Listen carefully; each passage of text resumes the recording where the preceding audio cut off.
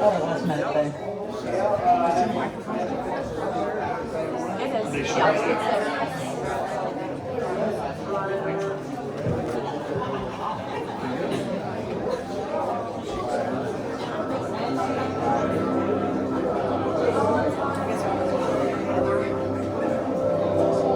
Many years pass. Jacob is dead. The Israelites that came through his family, they're enslaved in Egypt, and God appears to a man named Moses. Exodus chapter 3 at the burning bush. And Moses asks God the same thing Jacob. He said, suppose I go to the Israelites and say to them, the God of your fathers has sent me to you, and they ask, what is his name? Then what shall I tell them? God said to Moses, I am who I am. This is what you were to say to the Israelites. I am has sent me to you. Now, I preach that verse a lot, but I never preach the next one. And I'm going to leave you with it. Because the next thing God said to Moses is, say to the Israelites, if you want to know who I am and what kind of God I am, tell them, the Lord, the God of your fathers, the God of Abraham, the God of Isaac, and I'm thinking he's going to say the God of Israel, because that's Jacob's good side. That's the new Jacob. If you're God, and you want to make yourself known, wouldn't you call yourself the God of Israel? Wouldn't you want to be the God of their good side? Wouldn't you want to be the God of the guy who was changed in the wrestling match? But yet he says to Moses, and he says to you today, if you want to know who I am, you need to understand, I'm the God of Jacob too. I'm the God of Jacob. I'm the God of that part of you that you don't want anybody to see. I'm not just the God of your success. I'm the God of your struggle. I'm the God of Jacob too. I'm not just the God of your victories. I'm the God of your defeats. I'm the God of Jacob. The God of Jacob is in this place. His name is Jesus.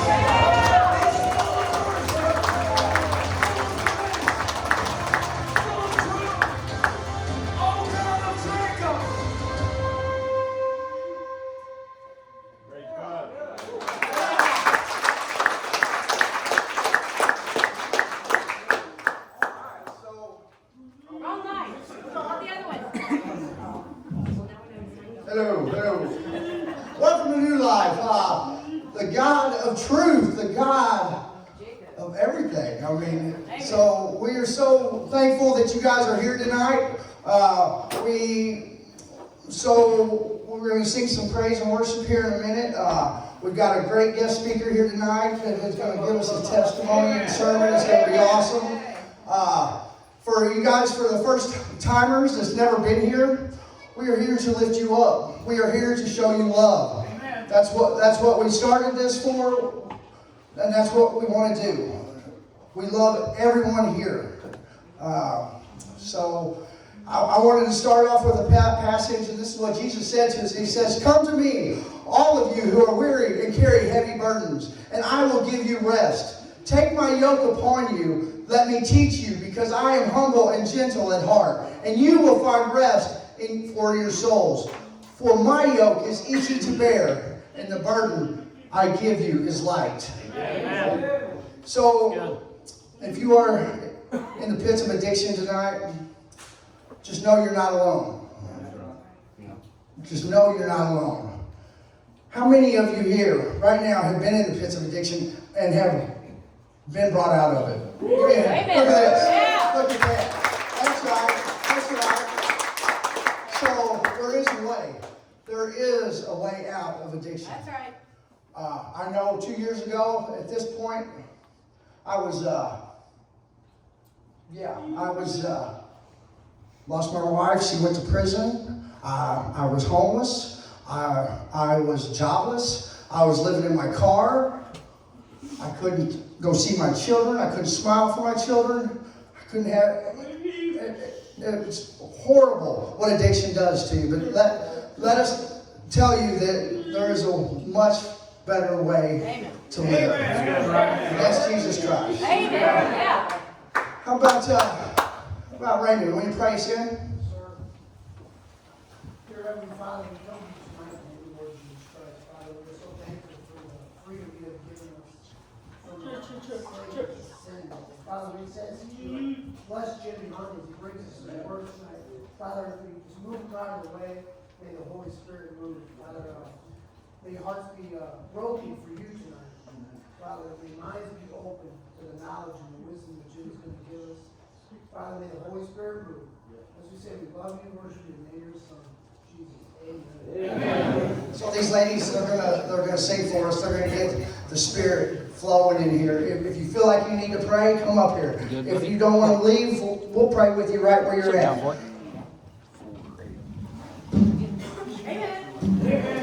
How many first timers do we have in here tonight?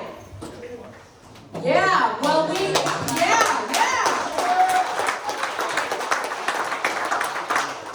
We always act this crazy. And we always have this much fun.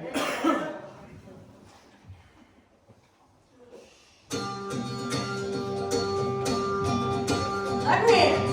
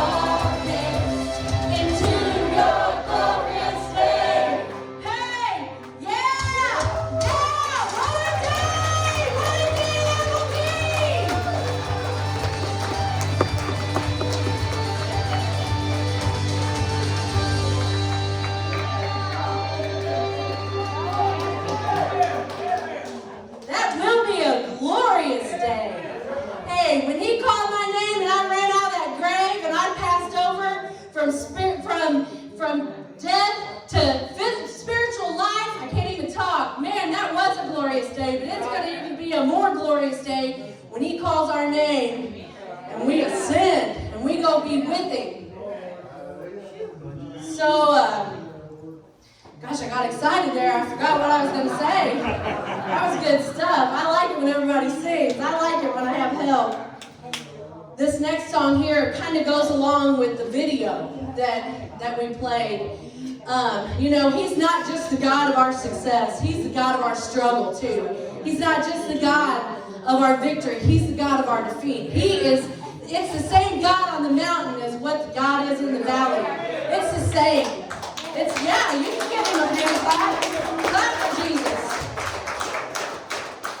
This song here is called The God Who Stays. And, you know, it talks about feeling like I was beyond repair. And there's been a time in my life I did feel like I was beyond repair. Some of you guys in here knew me during that dark time in my life. And, you know, I mean, to look at me, it did look like I was beyond repair. But you know what? The Bible told me I'd be cast down, but I wouldn't be destroyed. And I wasn't destroyed. I wasn't beyond repair. And ain't nobody in here is beyond repair. You just got to look to Jesus, and you just got to give it to God, and the repair will be there. Restoration will take place. We ain't never going to give up on you, and God ain't either.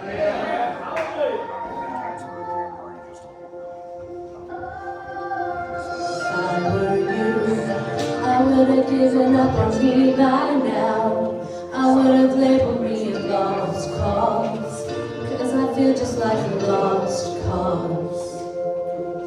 If I were you, I would have turned around and walked away. I would have labeled me beyond repair, 'cause I feel like I'm beyond repair. Oh, somehow you don't see me like I do. Somehow you're still here. You're the God who stays. You're the God who stays. You're the one who runs in my direction. When the whole world walks away, you're the God who stays. Wide open eyes, and you tell me nothing I've ever done.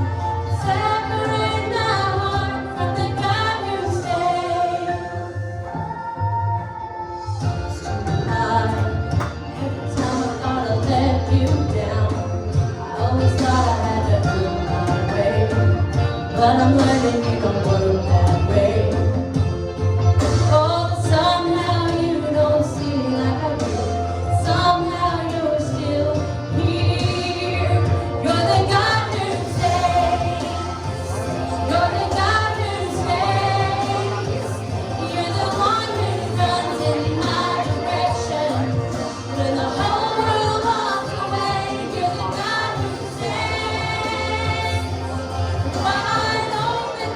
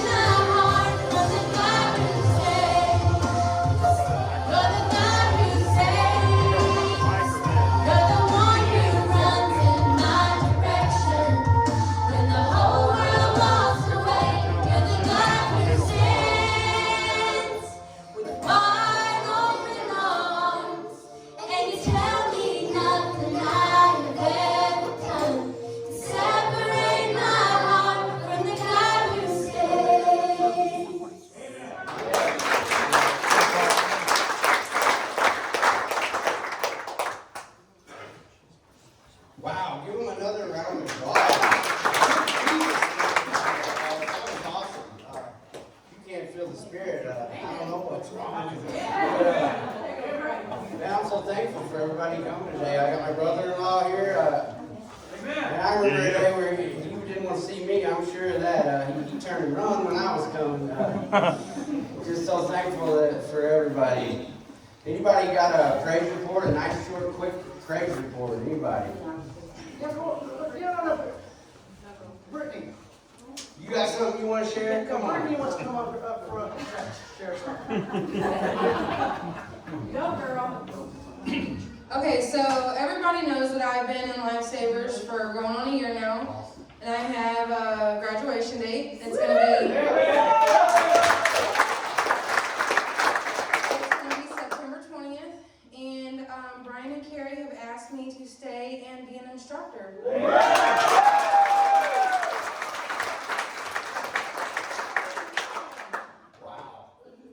I bet you never thought that was possible a year ago. Anything's possible if you put God first. You submit to Him, let Him have your problems, and stop trying to win your battles yourself. Because I never won nothing without Jesus. I promise you that. And there's a lot of men here that graduated the program that tell you the same thing. That everything they ever done, they failed at until they let God take control of it. And you don't have to be in a ministry to succeed. It's the same God that healed us, that'll heal you if you'll let Him. And He wants to, because He loves you so much. I had one of those days where I texted Boswell and I said, I ain't going to make it to the meeting, I just don't feel like it. And I waited for a second to get his response. And I said, man, I just kind of had one of those days where the old me would have used so many excuses to just say F it and do what I wanted and not do what I was supposed to do, not show up where I was supposed to be a burden, not a blessing, to be a mess, not a message. And I was just joking with him. I was just giving him a ride. I wouldn't miss this meeting for nothing. I look forward to Thursdays because this is my family. This is where I get my spirit filled and stay on track throughout the rest of the week. Fellowshipping with like-minded individuals, staying evenly yoked. And it's just awesome to stand up here and say that. I was bold for the devil. I'll sure as heck be bold for God and Christ. Because there's a benefit to serving God. There is no benefit to serving the devil. You let him have everything, he'll take it. I promise you that. What a great night. We got a guest speaker here. It's Jimmy Honey come up from Poplar Bluff. Amen. He was my house dad. Down there at John 3:16. It was, he was, how long have you been there when I got there? Yeah, he had already graduated, but he let the devil, he stopped putting God first. He didn't make him the Lord of his life. He just made him his Savior. And once he come back to make him the Lord again. And then I got there, and I was a wreck. Boy, I was a wreck. But he always showed me love. He always had something to tell me to encourage him. And I thank him for that, and now he's going to encourage you. Tell you how God saved his life. Amen. Because that's all it takes, is letting him do it. Stop trying to do stuff yourself. Because the self comes from the devil. But come on up, Jimmy, and let us have it. I want to tell you, guys, that guy was a soup sandwich when I met him. And he was something else. And I tell you what, Jesus paid it all to him out. Amen. So, I have to say that it's an honor to get to speak to you guys tonight. For most of my life, the only honor I knew was yes, your honor, and no, your honor. You know? And I know Toby knows what that's like. I talked to Toby earlier, so he can second that. So I want to start out with something today, real quick. You know, I'm Jimmy Hunt. I went to John 3:16. My testimony's a lot like y'all's testimonies. Nothing I've done is differently. Jesus saved me. He can save you. Amen. But I want to throw something out here, and some of you guys may know this. If you do, keep quiet. I want everybody to kind of ponder on this. So right now in the world today, we got a lot of bad stuff going on, right? We have a virus that has 98% success rate that has people living in fear, right? I mean, it's bad. The coronavirus is a bad deal. We have Israel bombing Gaza Strip last week. That's a bad deal. We have hurricanes and explosions and things are going in the racial problems in our country and protests and stuff. And it just seems like there's nothing that's going to end this problem, right? I mean, this is bad. So I'm going to ask you a riddle. If you know the answer, just keep it to yourself. But I want you to think about it. So a man leaves home running. He runs a little ways, he makes a left. He runs a little ways, he makes a left. He runs a little ways, he makes a left. And on his way back to home, there's two men standing in masks. Who are those two men? Now, think about this for a second. How many of you think that the two men are bad guys? Come on now. Do y'all know this one?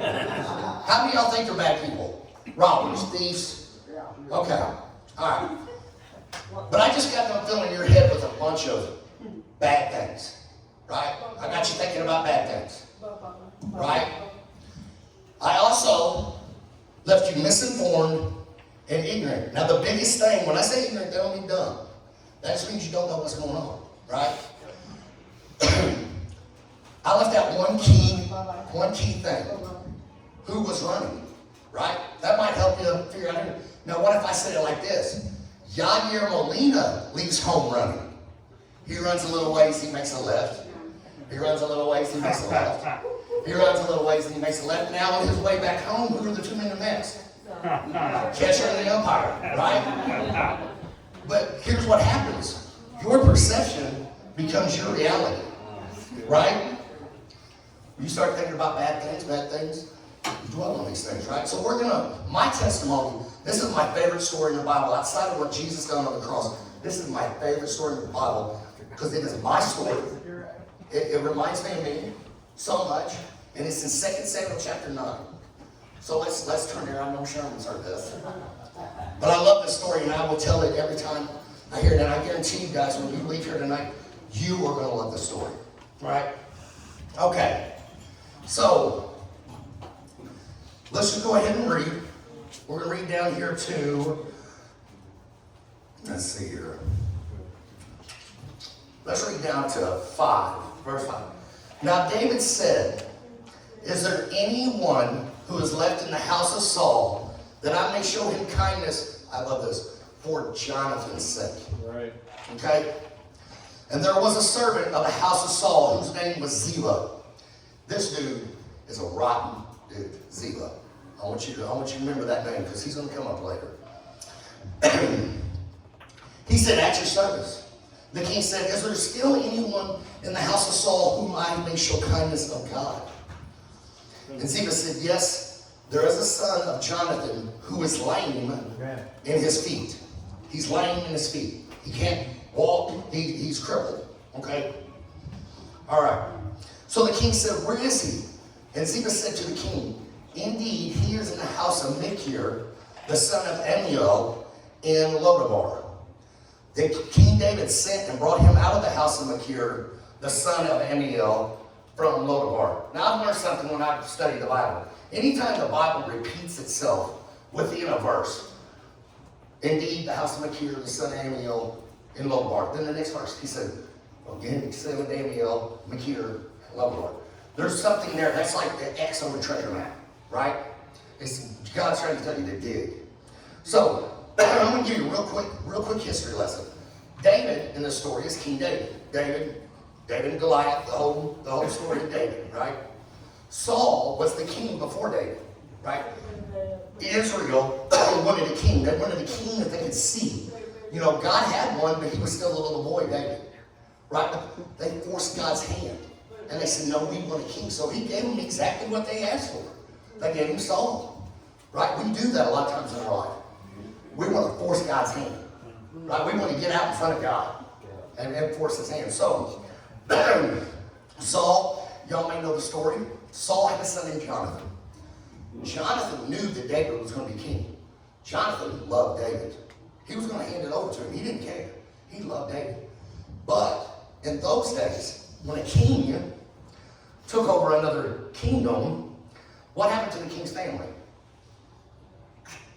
Dead, right? So Jonathan knew that David was going to be king.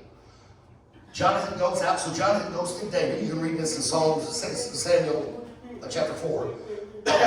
He goes and he says, David, I want to make a covenant with you. And I know we throw the word covenant around a lot, but we really don't understand what covenants are in today's time. We kind of got something that's like a contract, right? So a contract, if I said house, they say, this is your house, right? You sign the deal, we both agree on this. But if you ever stop paying for that house, it's really not your house, right? Right? So a covenant was different. They took them so serious back in those days. They did covenants two ways. One, the parties would take a cow, right? And they would cut it in half. And they would spread its entrails out on the ground. And they would hold hands, and then they would say, I make a covenant to you that I'm going to do this for you doing this, right? And you walk through the blood, right? And what that said is, if I don't hold up my end of the deal, that needs to happen to me, right? And then they did it another way. They would scar themselves. They would cut themselves, and then they would take grit and rub it into their skin, and it would make a scar. That way, every time they seen that person and they looked at that scar, they said, I remember the covenant.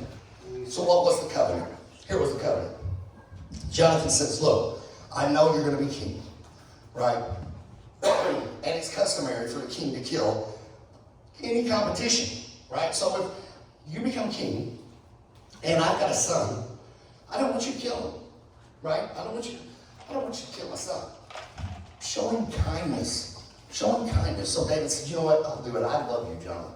I want to do it. So they make the covenant. The blood was spilled. The walk was made. The words were said. And then later, Saul dies. Jonathan dies first in a battle. Saul, seeing that he's losing the fight, turns to his armor bearer and says, kill him. The guy's like, no way. Am I going to kill you? That would be dumb. Because I'll go back. They'll say, you killed the king. They'll kill me, right? So he throws himself on the sword. So now here we are. A few years later, David's in his kingdom. He is now King David, right? And he's probably sitting around going, Jonathan. Man, Jonathan. And I remember when we played together as a kid, Jonathan. And then he looks down and he sees the scar. And he's like, you know what? I made a promise to Jonathan. I made a promise to that young man. So he says, is there anybody? So Ziba, this piece of trash, we're going to get to find out later. Right? He's a punk. Right? He sounds good. I'm going to be the king. Right? Later on, he's a punk. Anyway, so anyway, this son, Mephibosheth, is living in a town called Lodabar. Okay? Thank you. I've been choking all day. And I'm a little nervous. It's hard to come up past that saying. That was good. Right? Awesome. So, Mephibosheth was lame in his feet. How did he get lame? Right? How did he get lame? So when Saul died and Jonathan's dead, King David's coming back to Jerusalem. This nursemaid has Mephibosheth. And just think about this. There's always two sides to every story. There's your side, right, that's right. And then there's the other side that don't know what they're talking about. Right? I mean, that's the way it always goes. So, David's coming back. And if you were a family of Saul, who would be your enemy? David. David's coming to kill him. He's going to kill Mephibosheth. He's going to kill him. That's what they do. That's what all kings do, right? That's what they're supposed to do. So this nursemaid grabs Mephibosheth, runs out the door because the king's coming. She don't know that this king's good, right? She just knows what the world knows is that every other king around them killed the person in the lineage. So she drops him. He's 5 years old, which is kind of a neat number. That means grace in the Bible. So drops him and he becomes lame in his feet. Now, I don't know if the man was totally crippled or if he walked, but I know I've been crippled. Okay?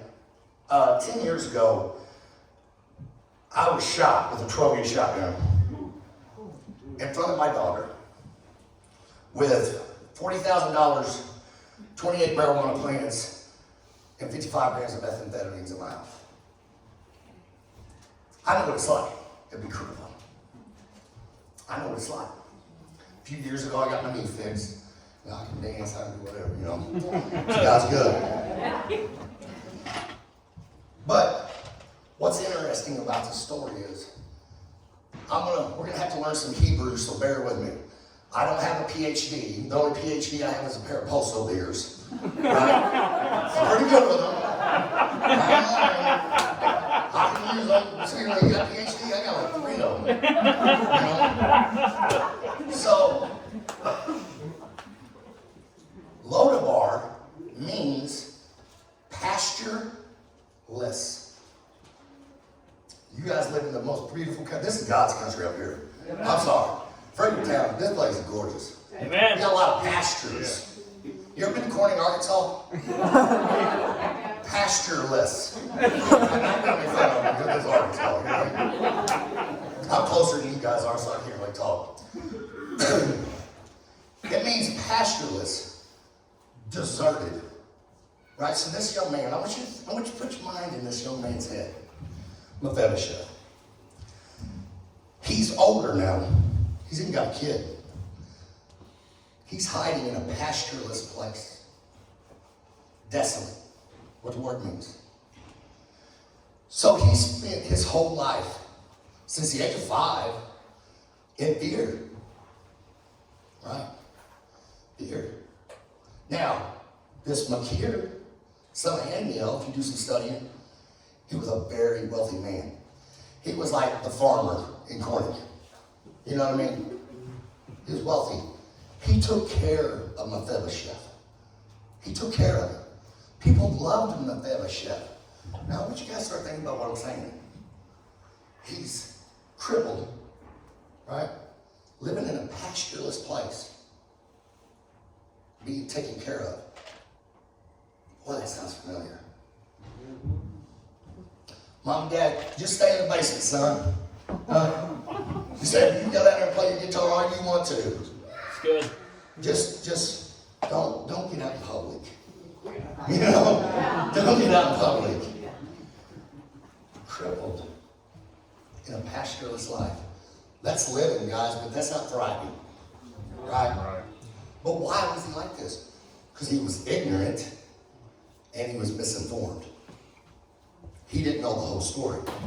So, let's move on. Now, when Mephibosheth, the son of Jonathan, the son of Saul, had come to David, he fell on his face prostrate. And David said, Mephibosheth, and he answered, here is your servant. So David said to him, do not fear, for I will surely show you kindness for Jonathan, your father's sake. I will restore all to you, all the land of Saul, your grandfather, and you will eat bread at my table continually. Then here comes the pity party. Get ready for this one. You just got good news. Hey, well, I went through some good news up here a while ago. Huh? Yeah. I know some of you are sitting in a low bar right now. Crippled. Thriving, not thriving, just living. Getting by. Boss, what's up? Good news ain't good. Here's the other side. Here's the other side. Right? And you're like, it's too good to be true. This is what he says.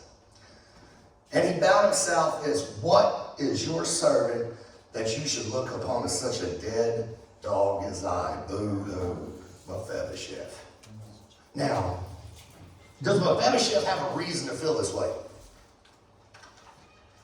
Yeah. Something really interesting about Mephibosheth. Mephibosheth's name wasn't always Mephibosheth.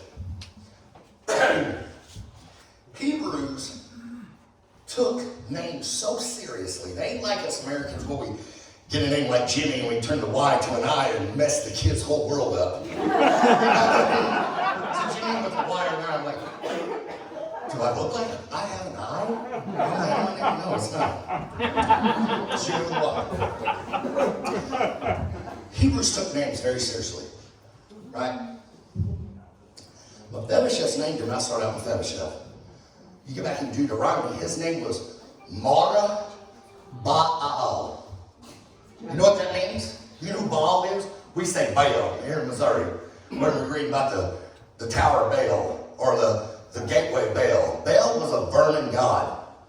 Baal was everybody else's god. He was a god of sin.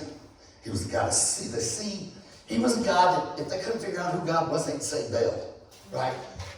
Mara Baal stands for one who destroys Baal. That's what this kid's name was. It was like saying, here's my son Satan Slayer, right? Or hey, here's my son Batman, right? And his little brother Thor, right? I mean, his kid, he walked around like, yeah. Is that Marble? Oh, good, buddy, doing good, you know? It was that kind of name. But then, 5 years old. What does a 5-year-old know? A nursemaid grabs him because she loved him. I want you to remember that. She loved him. She runs out, she drops him, his name becomes Mephibosheth.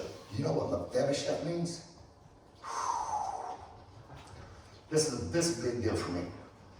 His name means a pillar of shame. He went from being one who tears down gods to a pillar of shame because of something that wasn't his fault.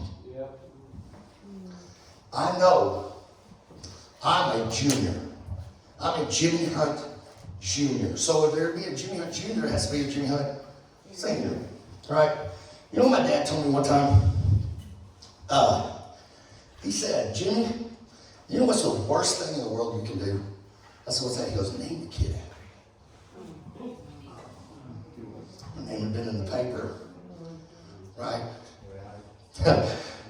Wasn't bringing too much grace to the Hunt name, you know what I mean? So, he's a dead dog in Lodabar. He went from being one of the Boswell boys. Come on. Hey, the Boswells are studs, dude. I ain't gonna lie. I worked with one of them and I met the other two, and they're both all good looking guys. You know what I'm saying?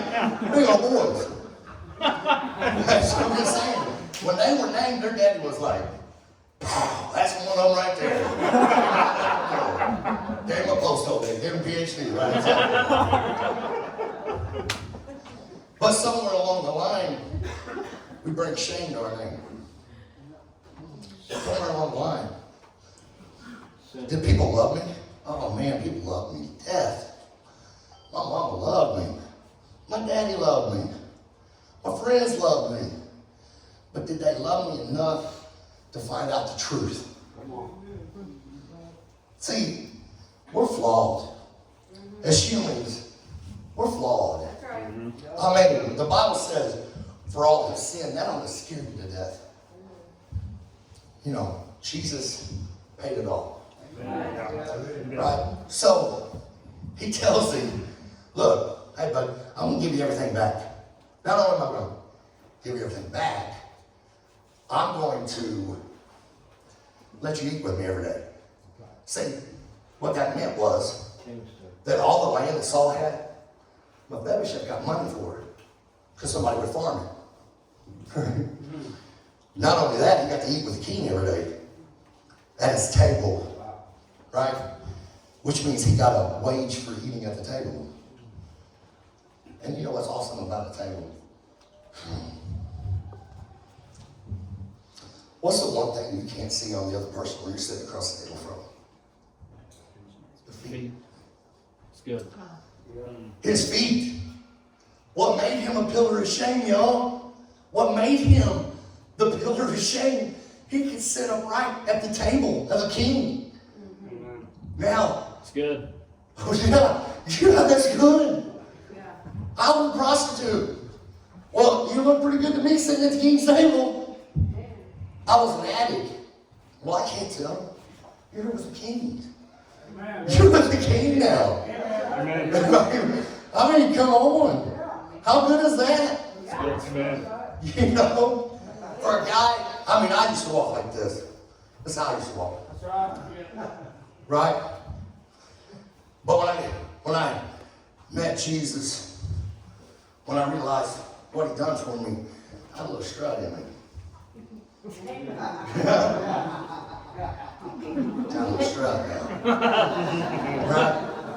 So I can't help but think that Mephibosheth was sitting at that table and they were like, hey, Mephibosheth. He said, whoa, wait. Why don't you call me Marba? Remember that name? Man, to go from crippled, lost, desolate, scared. I mean, he hadn't worried about if he went to Taco Bell, somebody seen him, called the law, and here come the king. But that one day, y'all, that one day, the chariots came around the corner. Amen. And the king's signet was on the front of the chariots. And Marvel was all like, oh, here we go. It's fight or flight. And guess what? I'm crippled. I can't fight. What am I going to do? I can't fight the king. He prostrated himself in front of the king. That means he got down as low as he could go. And he said, I'm here, king. I'm done. I'll lay it all down. Right? He had to. What was he going to do? Stay living in Lodabar? Man. Let's go ahead and read on. And the king called to Ziba, Saul's servant. What a punk, this guy. I'm telling you right now. Y'all are thinking, so far he's done pretty good. Wait. And said to him, I have given you your master's son and all that belonged to Saul, to all his house. You therefore and your sons and your servants shall work the land for him, and you shall bring in the harvest, that your son's master's son may have food to eat. But Mephibosheth, your master's son, shall eat at my table continuously, always. Now Ziba had 15 sons and 20 servants. This dude got stacked quick. You know what I'm saying? He got stacked quick. As for Mephibosheth, the king, he shall eat at my table, like one of the king's sons. Mephibosheth had a young son whose name was Micah, and all who dwelt in the house of Ziba were servants of Mephibosheth. So Mephibosheth dwelt in Jerusalem, for he ate continually at the king's table. Oh, by the way, he was lame in both his feet. So, this next part we're going to talk about, I want to talk about the ones that are Christians. But before I do that, I know there's people here tonight living in Lodabar. And I know there are people tonight who are crippled. You're misinformed. You don't know the whole truth. Right. You see, David was a good king. Mephibosheth didn't know that. He was the enemy. You know, that was the one thing. I grew up in an independent, fundamental Baptist church. Y'all know what that means? We were that close to being neo-Nazis. We were that close. I'm not joking. If I was to write an autobiography of my childhood, it would be called Culottes and Flannel Graphs. I learned all my Bible stories with little figures slapped in flannel. And all the girls, I was attracted to women's ankles. But that's all I've ever seen. Nice. Nice ankles. You know what I mean? And the culottes, you go like this with shorts, and this was dress. Excellent. But I grew up thinking that God was this malevolent being that was waiting for Jimmy to mess up. And he's still only going, oh man, watch what he does. Did you know that the time I was 9 years old and I was 14 years old, I was baptized 12 times. 12 times. I started getting wet feet. I had so many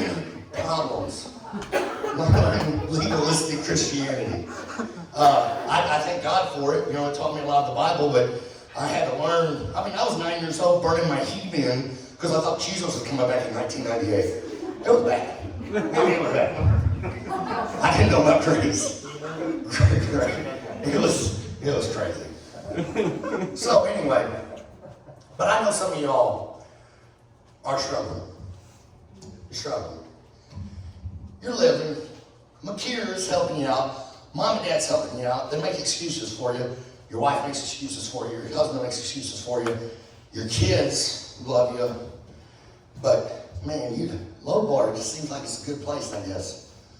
Guys, Keaton's Chariot's here today.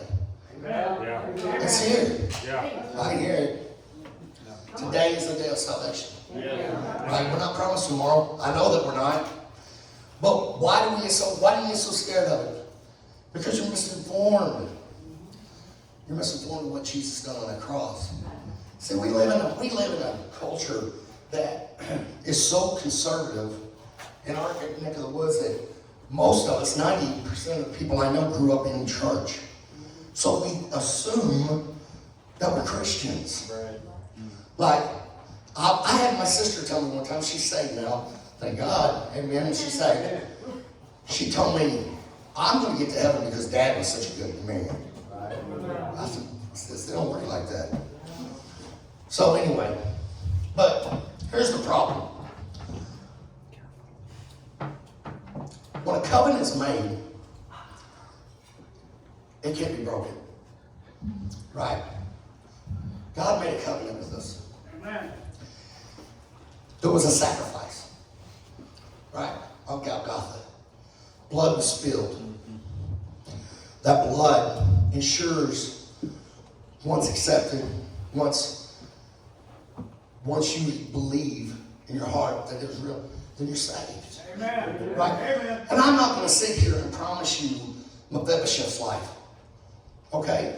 Because I'll be honest with you, I ain't really prospering a whole lot monetarily.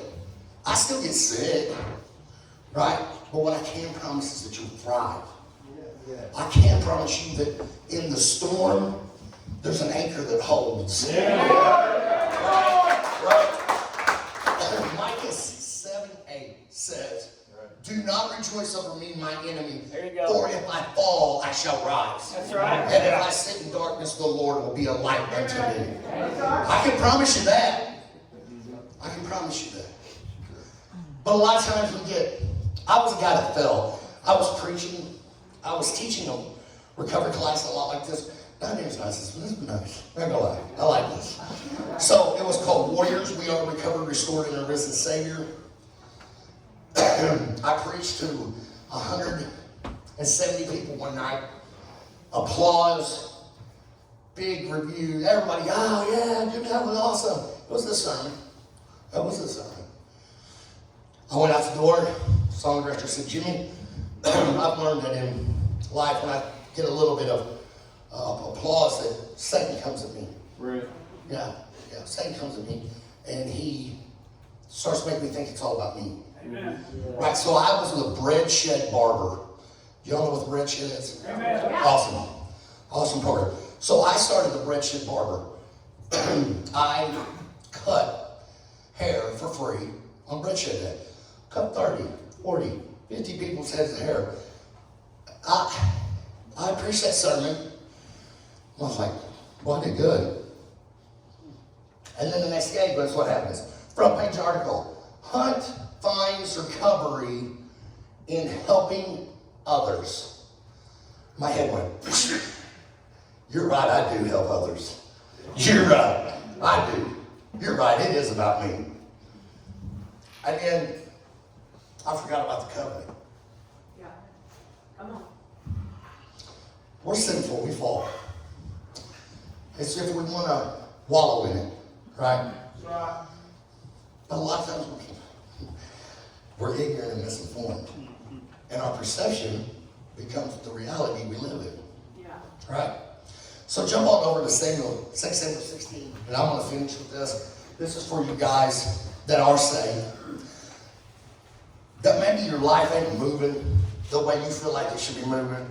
Maybe you get down on yourself. Right?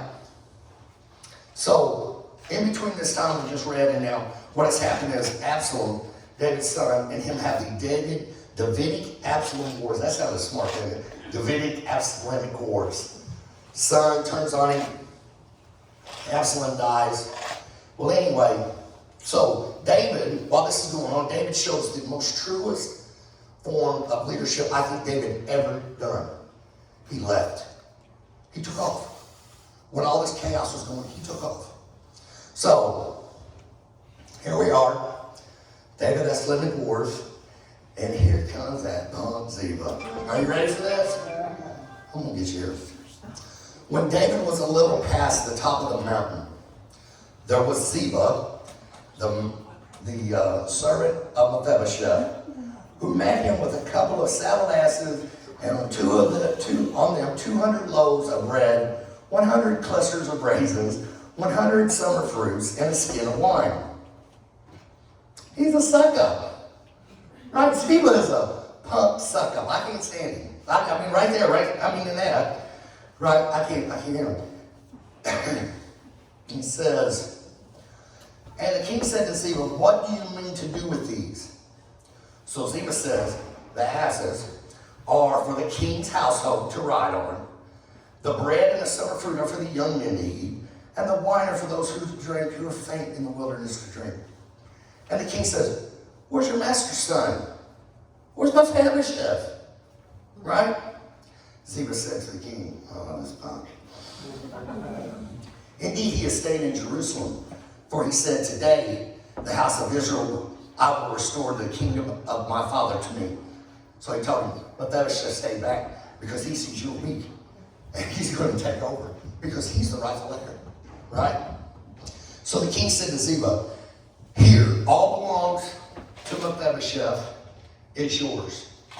And Ziba said, I humbly bow before you that I might find you favor in my sight, O king. So, let's see if I can find this. All right. I may have to, I lost my place here.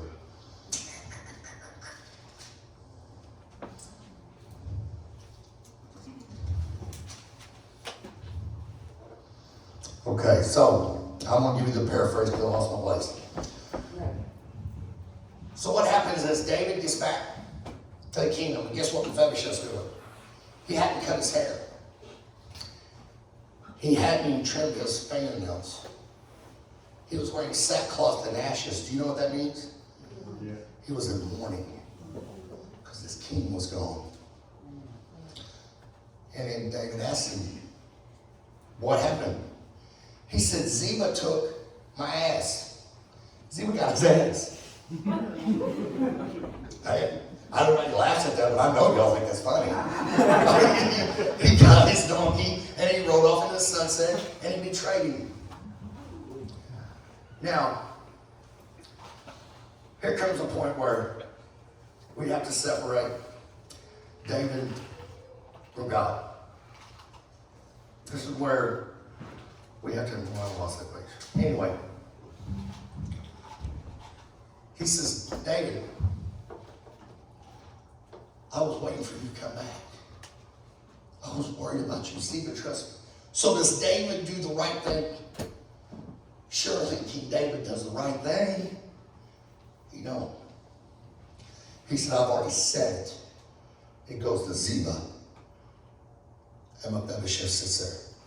And he takes it. Now, Satan's going to do you like that. He's going to take your ass. And he's going to use people around you to do it. And it's a tough one. Mephibosheth just stood there and took it.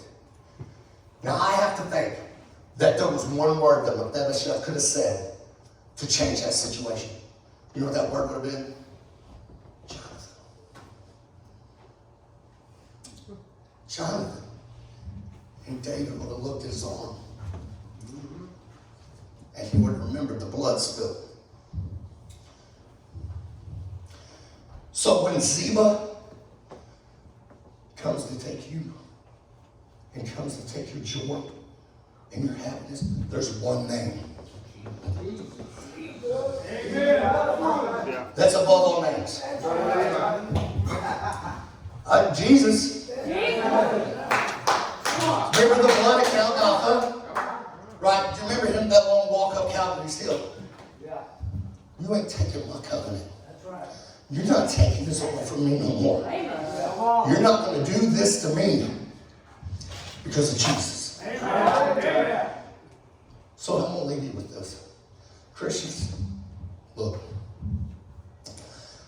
Don't get booed up.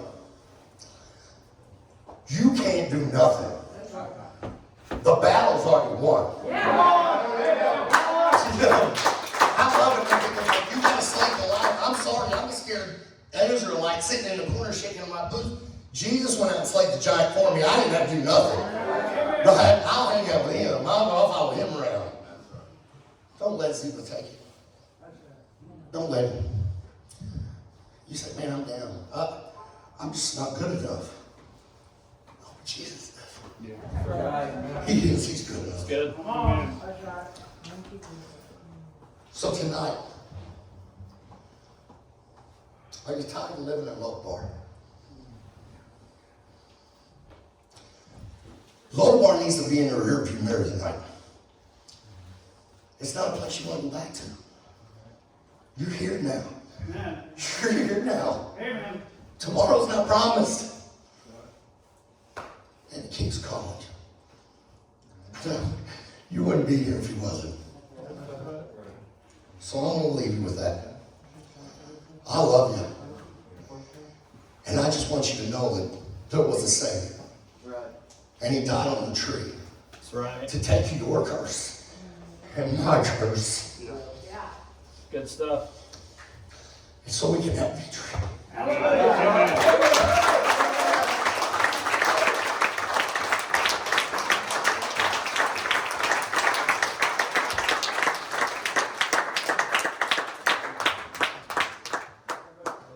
That's right. Jimmy Hunt. That was good. Thank you. Thank you so much. So let's go ahead and go out to call. We'll take a good time for it.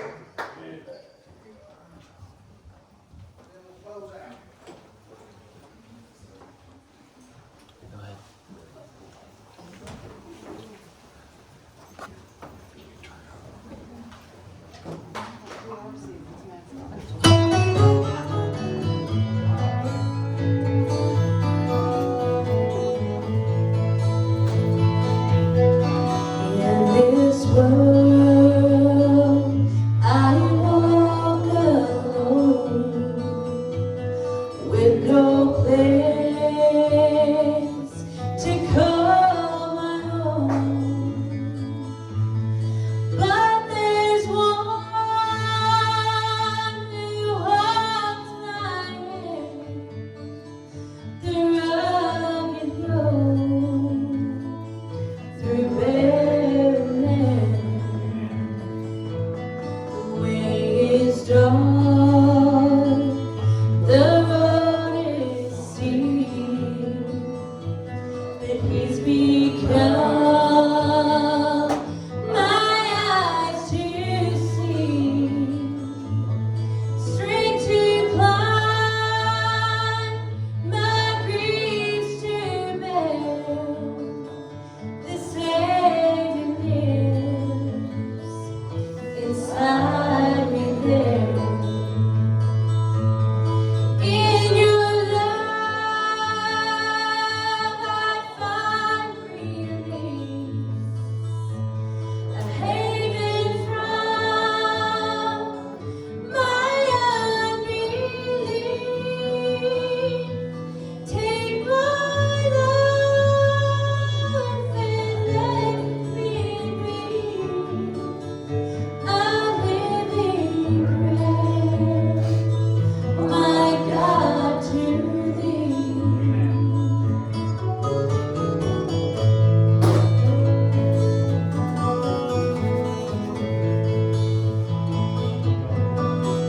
These trials of life I find another voice inside my mind.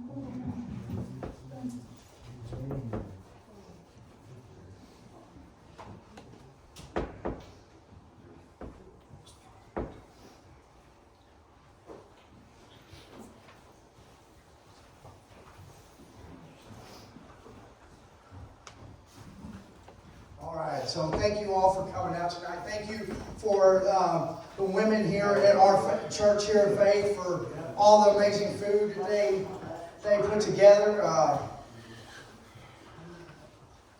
You're not alone if you're in the body. You know if you're hurting. You know if you're struggling. You're not alone. There's a room full of people here that has been every bit as low as where you're at right now. I promise you. I promise you. So, we love you. Please come back next week. CRs on Sundays. We'll be right back here next Thursday. We love all of you. Chuck Cobb, will you pray us out tonight? Father, Lord, thank you so much for this opportunity to be in your house. Lord, I pray that you continue to strengthen and grow this ministry. I pray, Lord, to be with each and every person here, Lord. I pray if there's any here that does not know you, that this day, tonight, Lord, they'll be under conviction and surrender their lives to you. Lord, we can't thank you enough for what you've done in our lives, who have struggled, and now turn our lives over to you, Lord Jesus. Thank you so much. Bless each and every one. Protect them on the way home. We ask all these things in your Son, Jesus' precious name. Amen. Amen.